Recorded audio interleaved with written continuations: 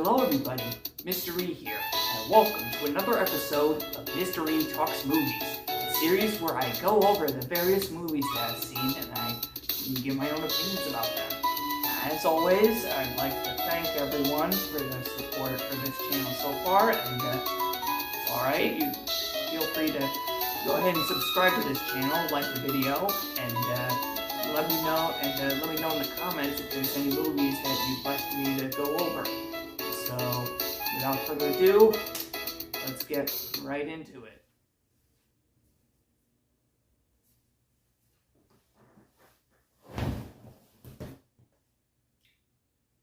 Life is a bitch. Let me tell you guys a little bit about how I'm doing right now.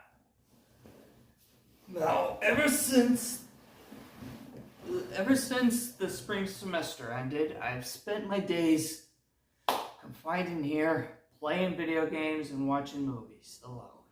And since it's the summer, there's not a lot of people here on campus, so it's, I don't know, kind of lonely around here.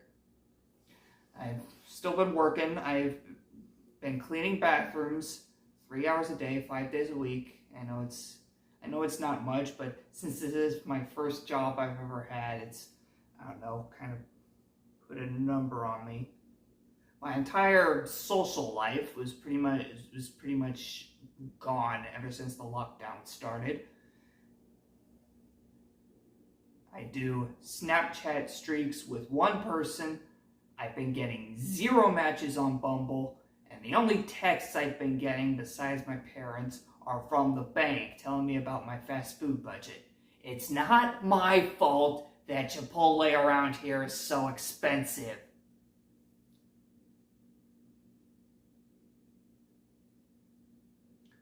But, you know, one way to, I don't know, put your mind at ease with all that stuff is putting on a comfort movie. Yeah. What? Comfort? Oh yeah.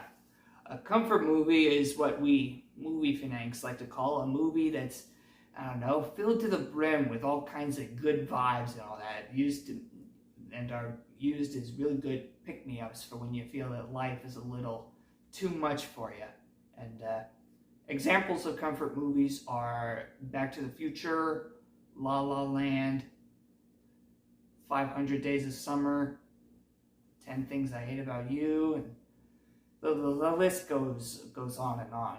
And so, yeah, I thought for today, just for the heck of it, I'm gonna be going over one of these, shall we call, comfort movies.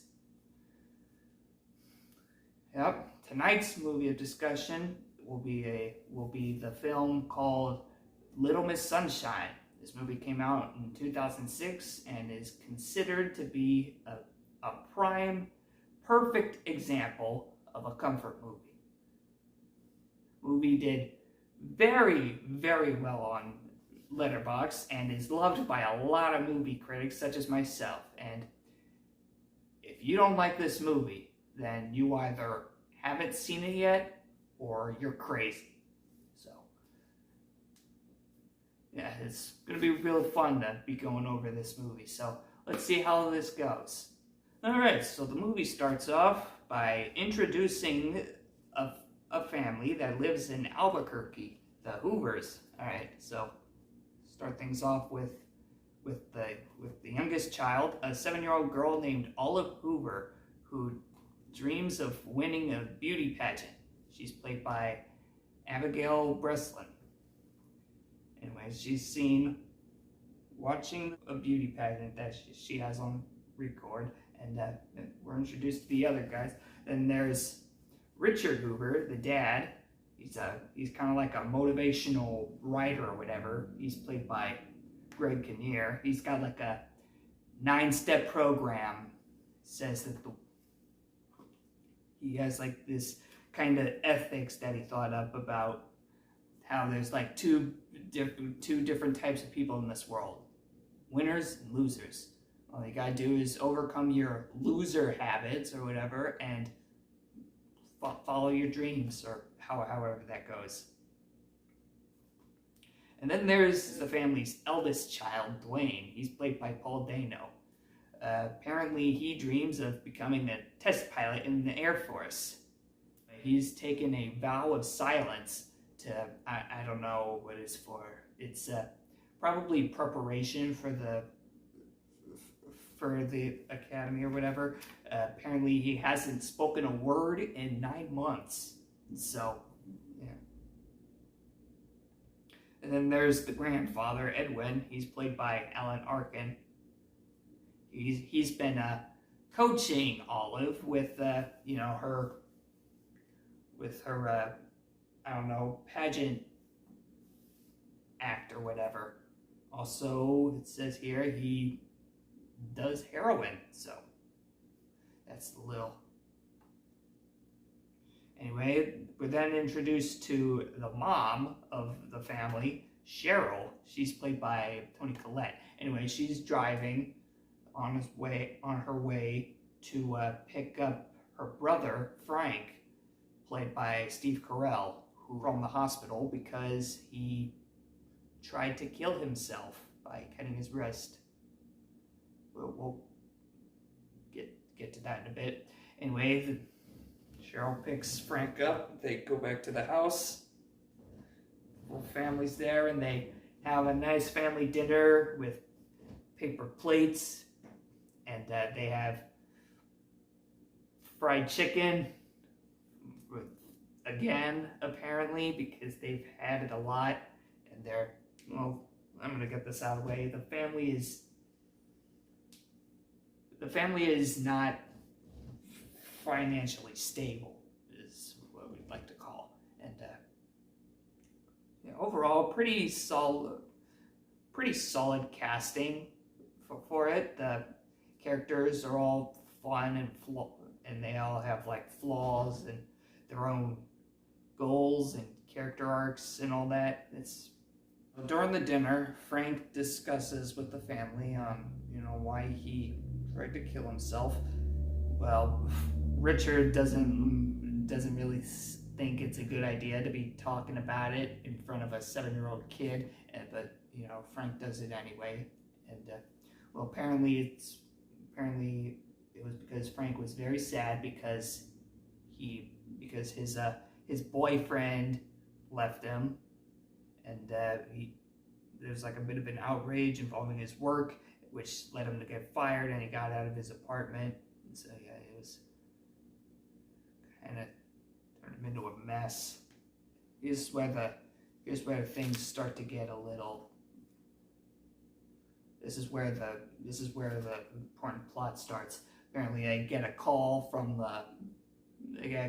somebody saying something about the Little Miss Sunshine pageant that's somewhere in California, and they got the okay saying that Olive can compete in it.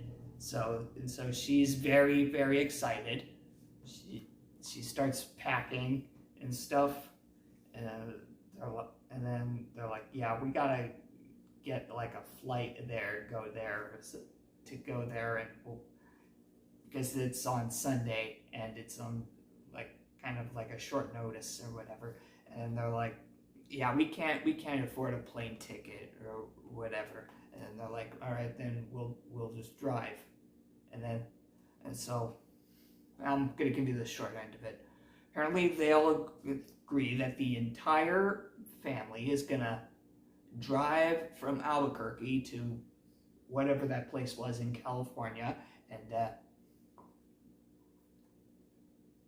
all over the course of a couple days. So they're gonna have a fun little family road trip. Yeah, and Ed's going because, I don't know, he's been coaching Olive about the thing. Richard's going because he's the dad, and obviously Frank has to go because he can't be left by himself. And Dwayne, despite the fact that he doesn't want to go and that he's probably not going to enjoy it, he agrees to tag along. And so they hop onto a yellow Volkswagen and set on their way the next day. Alright, so while they were on the bus, they have a have like a little discussion that's, I don't know, not suited to have while in a vehicle with a 7-year-old kid, but you know, Ed doesn't really care. Gives Dwayne some I don't know, advice that's, I don't know, not that has like a lot of, I don't know, they start swearing or whatever. Oh, the advice? Yeah, I don't want to get much into it. It's very, yeah. All right, I'm not gonna get much into that. So we're gonna fast forward here. Yeah, they stop at a diner to get some food. They have of course, they have a bit of a budget, and so so they all order something. Dwayne, of course, orders with the I don't know, writing pad, because that's how he communicates, you know, with the vowel. And Olive orders the waffles with, get this, ice cream. And yeah, Richard's like, yeah, I don't think, yeah, ice cream's very, I don't know, it's got a lot of, it's not very healthy. It's just like, yeah, throughout the movie, Richard talks a lot about his winner ethics, or however you talk about it. The stuff that he uses for his, I don't know what it is, motivation speeches or whatever, or maybe it's his book, I don't know. I never really paid much attention. Anyway, they get the ice cream, and then Olive's like, all right, you know what? I don't want this. You guys want it? And so the others just start eating the ice cream for a little bit, and then Olive's like, all right, you know what? I'm gonna take this back. After they're done eating, they head back to the Volkswagen bus, and well, there's only one problem. It won't start. And so they go to a mechanic to get it looked at. As it turns out, their clutch is busted, and they could get it fixed, but it'll take a while, and they're kind of in a hurry. They gotta get to the pageant by tomorrow. So they did come up with this one idea.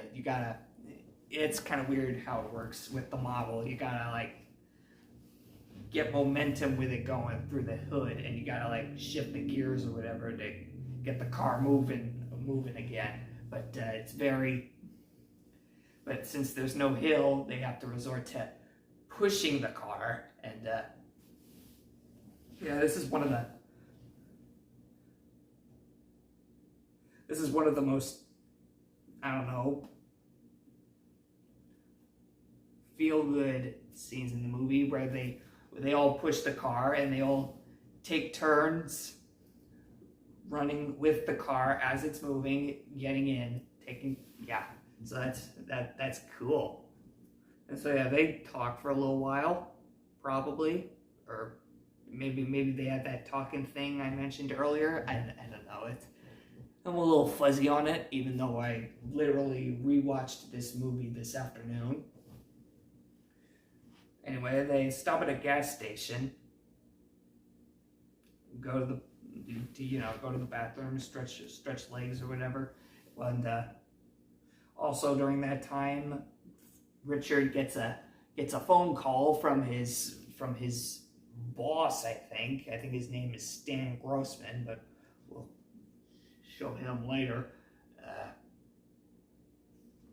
Yeah, but since the cell phone service is terrible, he goes to a payphone. So, yeah, from the context and his overall expressions throughout the phone call, I guess it wasn't very good. And so yeah, while that's happening, Frank goes out to, I don't know, get some stuff. Ed tells him to get a couple. Ed tells Frank to get some porno magazines, and so yeah, Frank does that. He gets some porno mags. While he's getting the magazines and a slushie, he runs into his ex, and a little bit of whatever happens. He's like, hey, it's good to see you, and he's like, yeah, it is, and it was kind of awkward at first. So, what am I kidding? At first, it was awkward all the way, man. Let's say after the stuff at the gas station, they, I don't know, head out, and then they kind of left Olive at the gas station by accident, so they came around and picked her up. And after a little bit more time of driving, they head over to a motel to spend the night.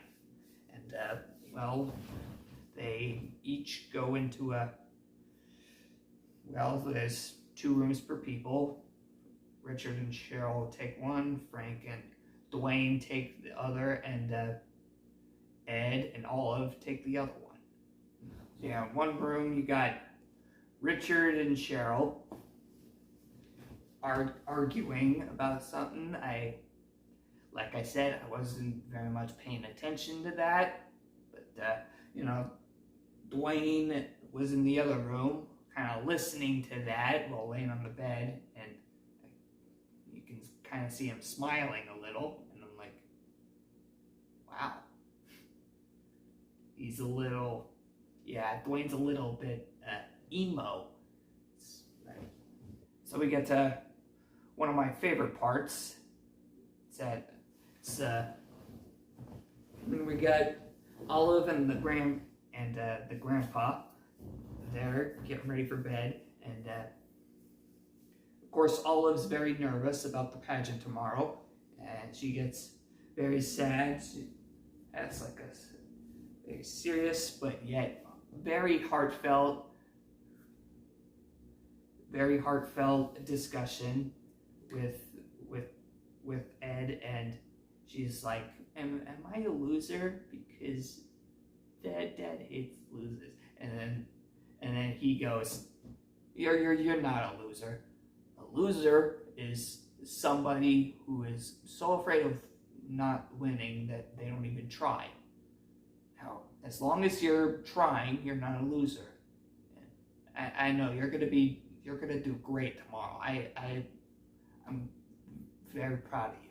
And yeah, that was my favorite part of the movie. Things calm down with Richard and Cheryl. Rich then kind of leaves to talk with Stan Grossman, his boss, about the thing. So he borrows a motorcycle from a group of teens and goes over and heads 20 miles out to meet Stan Grossman at some fancy hotel. And he's played by Bryan Cranston. After a little bit of a discussion, Stan's like, yeah, that 9-step thing you have, yeah, I'm sorry, that's not working out. Yeah, it's not selling very good. And yeah, that's of course a problem, but unfortunately that doesn't get elaborated enough throughout the movie. But of course he heads back for the night and takes one last dose of whatever that was before hitting the hay, and the next morning Ed won't wake up. They head over to a hospital, and they confirmed, yeah, he didn't make it, unfortunately. It's very sad, very, very heartfelt moment. General heartbreak happens, and they're kind of gonna call it quits, and it's like, Don't worry, Olive. We can do the pageant next year. But Richard's like, hey, we can still do this. Dad would have wanted her to compete, and so we got to get going. But there's a lot of complications and paperwork happening because since I don't know, crossing borders, and they kind of already had the funeral arranged at Albuquerque, and there's like a lot of complicated paperwork and all that. And so you know what they do? They sneak Ed's body out of the window of the hospital and sneak him over and carry it over to the Volkswagen, and they take off with the body. So yeah, they're kind of just driving through the highway with the body of a loved one in the trunk of their car. That's up, I gotta say. So yeah, they're driving for a little while. Rich gets cut off.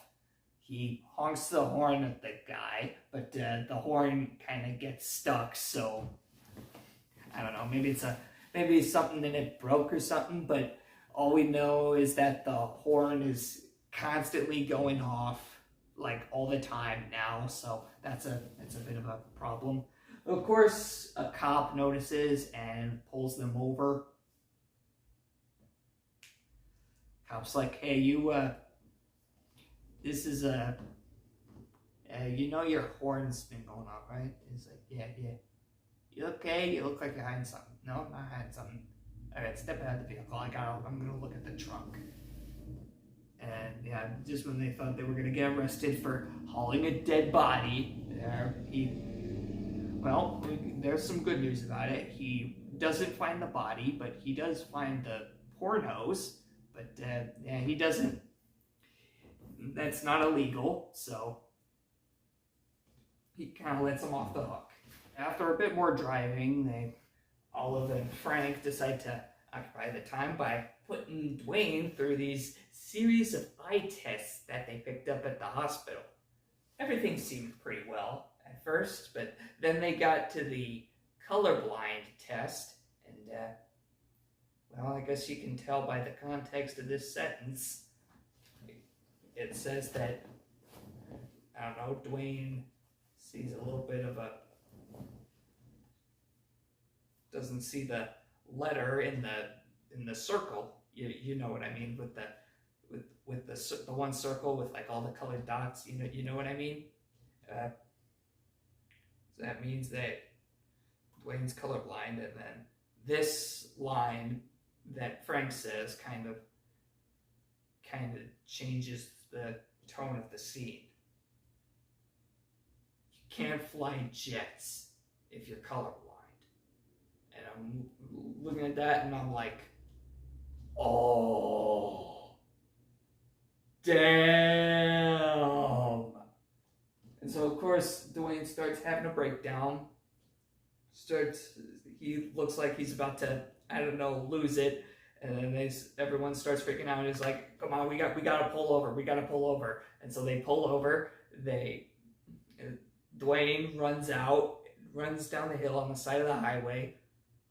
And the first words he ever says, for the first time in 9 months, is when he yells the F word while running down that hill.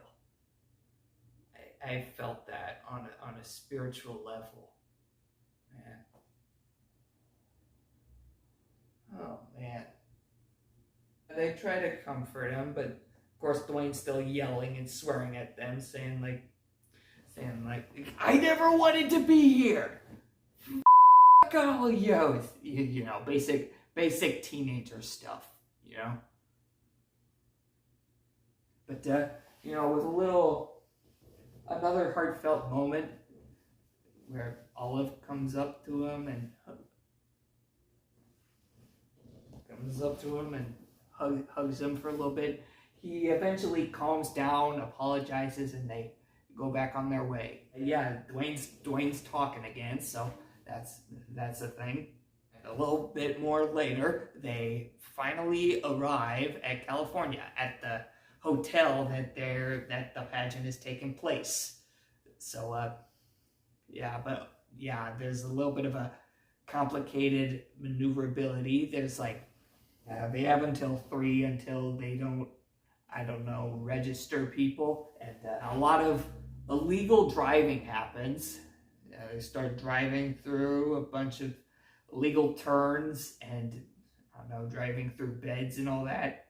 They, you know how like they have that thing, like with the gates or whatever, they kind of drove through that, and they, yeah.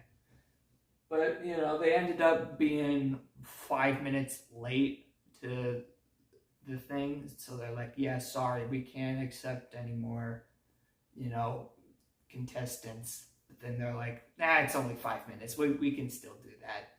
So yeah, Olive gets in the pageant, very, very good. Everything's fine. Stuff's starting to get prepped for it.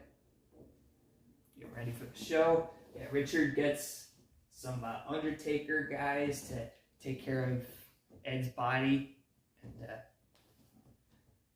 as for what the funeral was, and Dwayne and Frank are there doing another thing, but we'll get to that in a bit.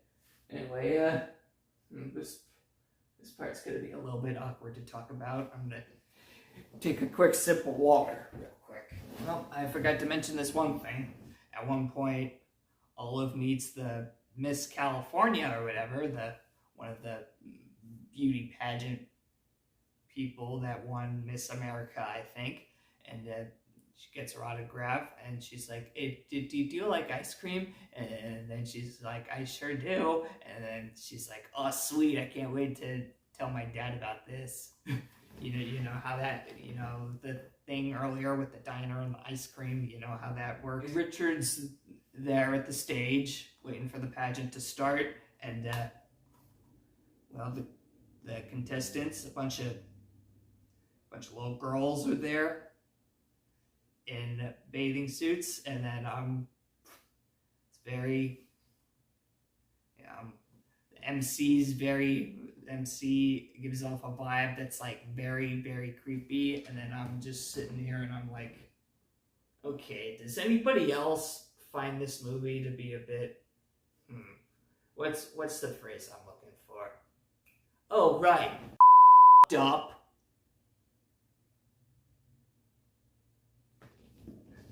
This is all kinds of awkward. My throat's feeling dry just talking about this. Yeah, while the pageant's going on, Frank and Dwayne are having a very deep discussion at a pier. Another very heartfelt moment. I already forgot most of it, unfortunately, but I do know this one line or two, I think, from Dwayne. I don't know, they're like, you know, you gotta embrace the suffering or whatever.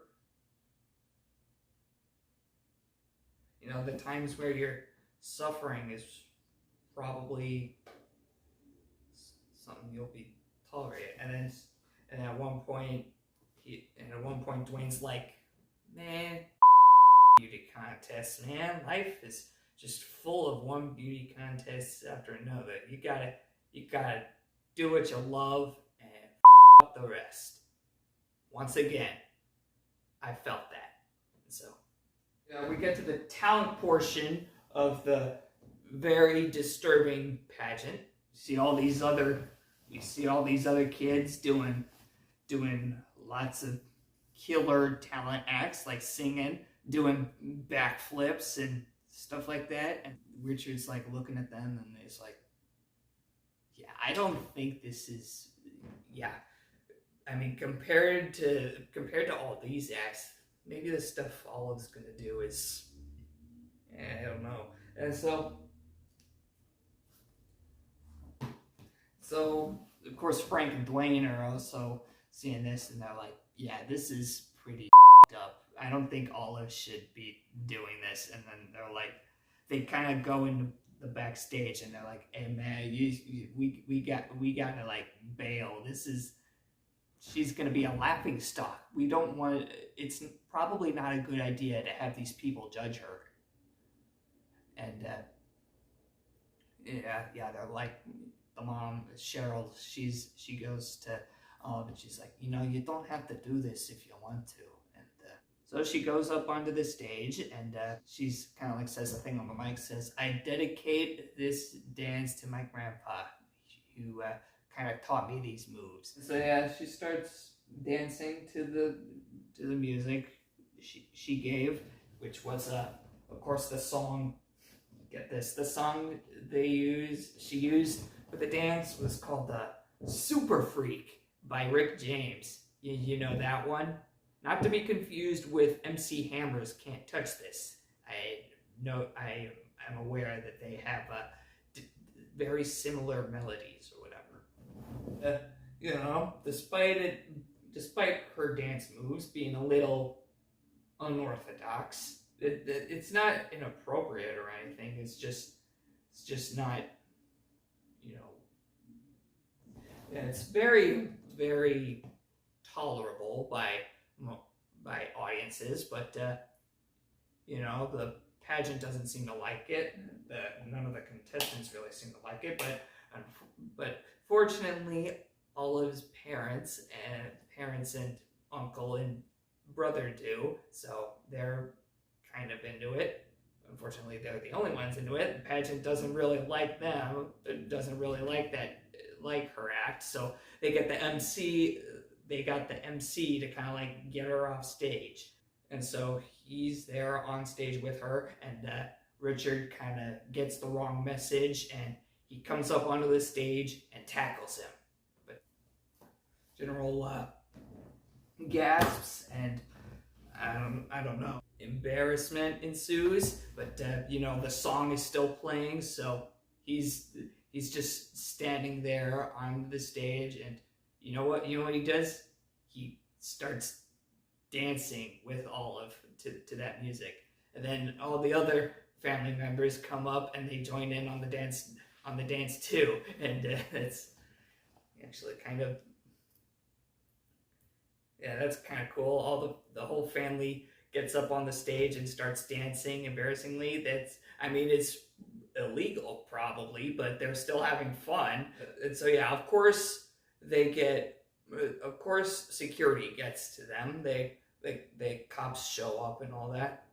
Fortunately, nobody goes to jail. They kind of let them off. Olive, however, is though banned from participating in any beauty pageants in the state of California ever again, but they can live with that. So they head on their way back home to Albuquerque on the Volkswagen, and that is how Little Miss Sunshine ends, my friends. Overall, like I said, this is a movie filled with all kinds of good vibes, known for its incredible casting, heartfelt moments. I'm going to give this the rating of, I love it. Yeah, this is a really good movie. Like I said, if you don't like this movie, then you are either haven't seen this movie yet, or you're crazy. Thanks for watching, everyone. Don't forget to leave a like, comment, and subscribe. And as always, I'll see you next time. Bye.